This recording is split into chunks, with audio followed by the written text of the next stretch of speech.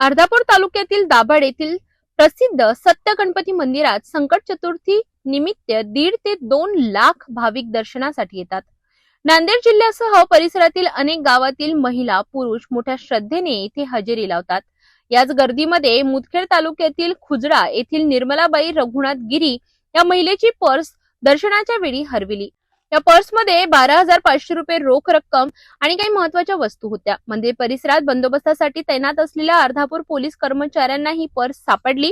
त्यानंतर त्यांनी तात्काळ मुदखेड पोलीस ठाण्याशी संपर्क साधत गावातील पोलीस पाटलांच्या माध्यमातून संबंधित महिलेशी संपर्क केला। निर्मलाबाई गिरी यांना मंदिर परिसरात बोलावून पंचनामा करून संपूर्ण रक्कम आणि पर्स सुरक्षितपणे परत देण्यात आली। आपले हरवलेले पैसे परत मिळाल्याने महिलेच्या चेहऱ्यावर आनंद ओसंडून वाहताना दिसला। ही संपूर्ण कार्यवाही अर्धापूर पोलीस ठाण्याचे पोलीस निरीक्षक चंद्रशेखर कदम यांच्या मार्गदर्शनाखाली सहाय्यक पोलीस निरीक्षक विष्णुकांत कराडे तसेच पोलीस कर्मचारी संतोष काळे यांनी यशस्वीपणे पार पाडली। तुमचं कुठं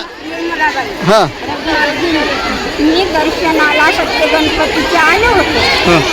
पाकिट कुठं पडलं होतं पोलीस साहेबाला घेतलं, त्याने मला माझे पैसे मला दिले। किती होते?